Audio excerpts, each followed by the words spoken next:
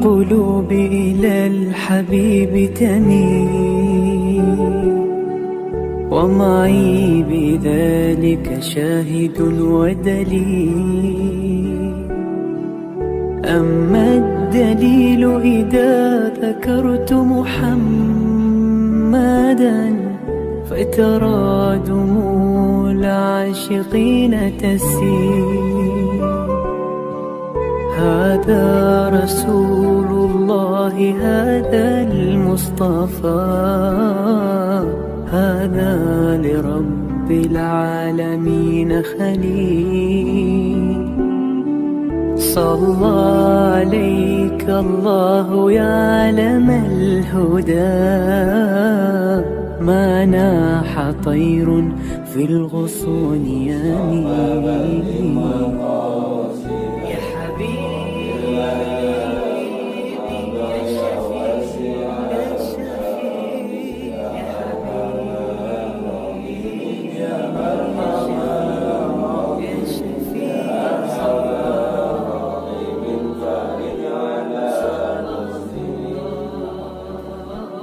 عليك يا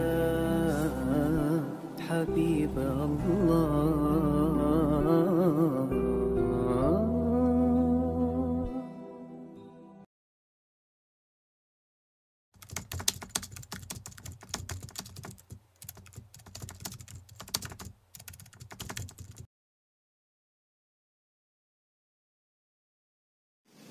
Dzurriyyat Habib Ali ini silsilahnya masih ada kaitannya dengan Rasulullah.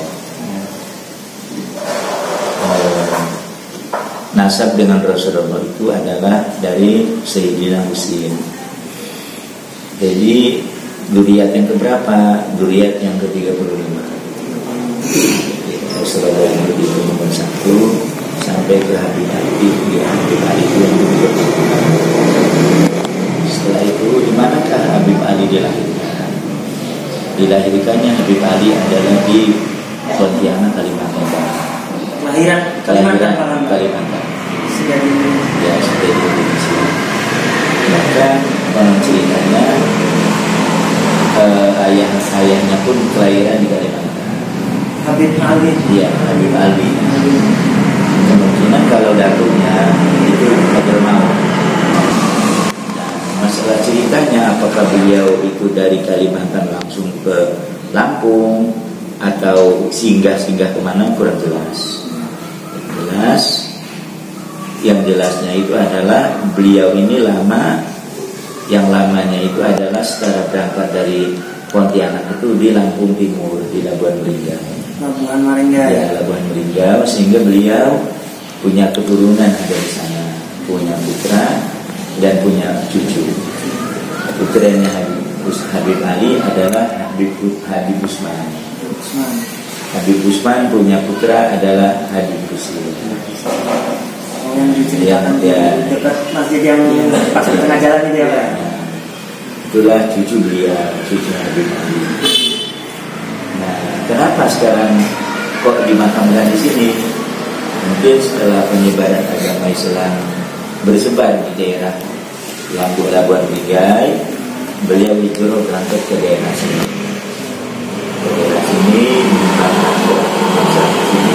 Islam di sini, mungkin sekitar pesisir.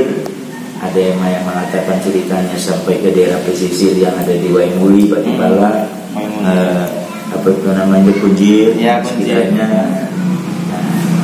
Nah, setelah bersebar Islam di sini dan di daerah sana, terakhir beliau di daerah pesisir di daerah sini, sehingga pada saat tahun 1883 keberadaan beliau ini sedang mengajarkan Islam di daerah Pegantungan Bakahuni, desa Pegantungan Bakahuni, dan desa Pegantungan itu adalah posisinya pinggir laut, ya. Pinggir laut. Cuma kalau kalau pas di daratannya pegunungan. Sehingga pada tahun 1883 bulan Agustus sekitar tanggal 25-26 bertepatan dengan tanggal 24, 23, 24 Syawal 1300 Hijriah, beliau sedang mengajarkan Islam.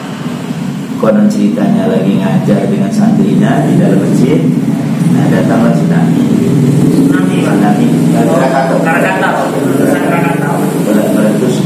Krakatau meletus tahun 1883. Sehingga kalau masyarakat mungkin pada saat itu melarikan diri ke pegunungan, Habib Ali mungkin gak sempat atau memang sudah berdarah dari Muhammad di Bakawan di sana, Pak. Pegangan Bakawan ya.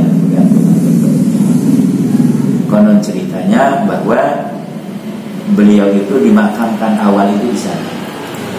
Sehingga setelah air itu surut, mungkin masyarakat mencari beliau, sehingga ditemukan beliau. Ada yang mengatakan ceritanya itu ditemukannya tersangkut di perumpunan bambu, bumbung bambu betara itu, namun jubahnya masih tetap utuh. Nah, akhirnya dipanggil oleh masyarakat tidak menyahut, ternyata beliau sudah wafat. Akhirnya dimakamkan di sana pada 1883. Nah, setelah itu beberapa waktu kemudian, setelah putranya mendengar Habib Usman, karena mungkin pada saat itu Krakatau meletus itu tidak nyampe ke sana, hanya batas daerah Pegantungan Kudai yang besar airnya. Nah, terus adapun pemindahan beliau ini ada beberapa pendapat. Ada beberapa pendapat atau yang mengatakan ada memang Habib Ali ini sebelum berangkat ke sini berpesan kepada putranya, mungkin mohon kalaupun Abi wafat dimanapun diabadikan di sini di samping masjid kafan. Ada yang berpendapat adalah diberi ilham, diberi wangsit untuk dapat pindahkan di sini. Nah, sehingga terjadilah pemindahan di sini. Seperti itu. Kalau ini Pak, apa namanya, sanad keilmuan ataupun beliau itu kalau bisa dikatakan kan kelahiran sudah di Pontianak, Kalimantan. Kalau 1883 beliau wafat, itu kelahirannya sekitar 18 itu ya Pak? Sekitar 18. Sekitar tahun 18 atau 17 akhir Pak? Ya, sekitar dia. 17 akhir masuk abad 18. Nah, terkait tempat menuntut ilmunya beliau Pak, itu ada tempat menuntut ilmu beliau, Pak Haji nggak mendalami apakah beliau ini menuntut ilmunya pada saat dia menuntut ilmu, apa cukup dengan orang tuanya atau nenek-neneknya, apakah dia mungkin seperti pesantren kan di Vermont dengan daturnya. Yang jelas tetap dia ini mumpuni ilmunya. Lebih ke tarekat kah atau wallahu alam, apakah toreko seperti itu. Kalau ininya Pak, ada nggak sih karomah ataupun kewalian dari Habib Ali yang bisa jadi masyarakat sekitar pernah mengalaminya atau pernah dialami oleh masyarakat luar yang memang itu di luar daerah Ketapang terkait karomah itu. Iya. Nah terus kalau yang di sini ada seseorang yang rumahnya agak ke atas, dekat simpang anak. Ke arah depan sana Pak. Beliau itu sedang jaga malam. Dulu ada pabrik rumput laut di pinggir laut. Sudah itu jam 2 malam dia pulang, setelah dia jalan kaki, dia pulang bawa senter besar.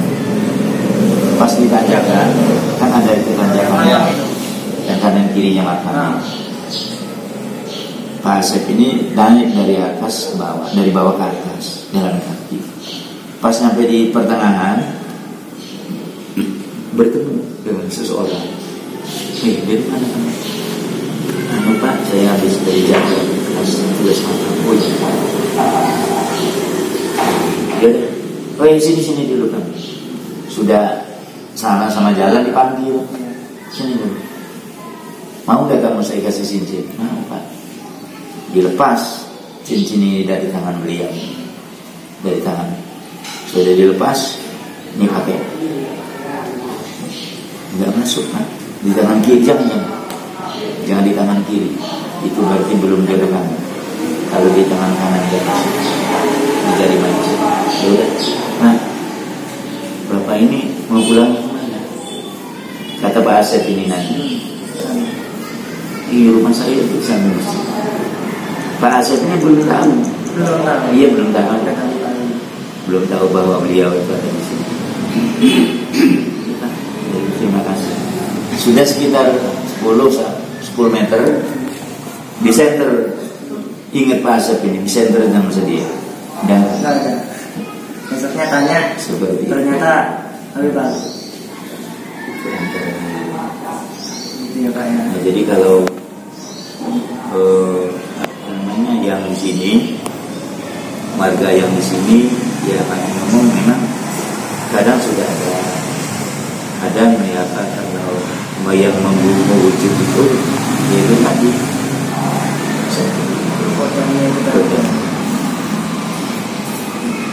bahkan kalau saya ini waktu taklim sebelum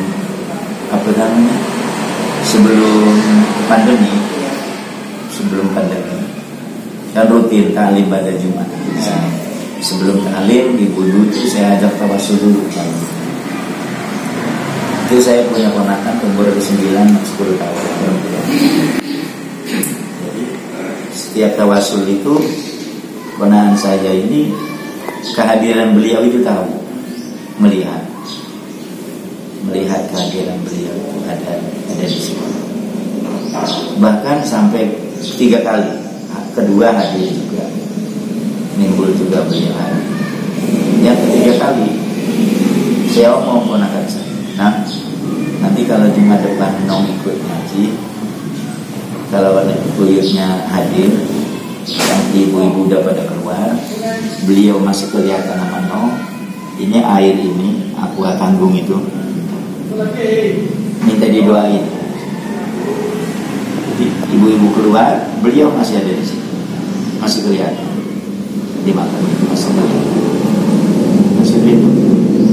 Saya buka, jadi ginikan sama ponakan, jadi doain sama beliau, sampai botol aqua 2 itu didoain semua sederhana.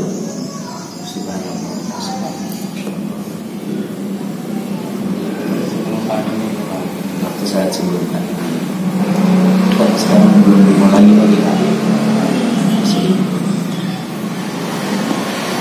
Kalau ininya Pak, apa misalkan kekerabatannya ada nggak keterkaitan dengan Maulana Malik atau Sunan Gunung Jati? Kekerabatan nasabnya. Kalau dilihat dari segi silsilahnya yang ada, itu nggak kelihatan, belum nggak kelihatan. Cuman kan kadang gini, ada nasab dari lain, sehingga beliau nggak dicantumkan di sana. Seperti Maulana Malik Ibrahim ada nasab, cuman nggak ini nama Malik Ibrahim nggak dicantumkan di sini.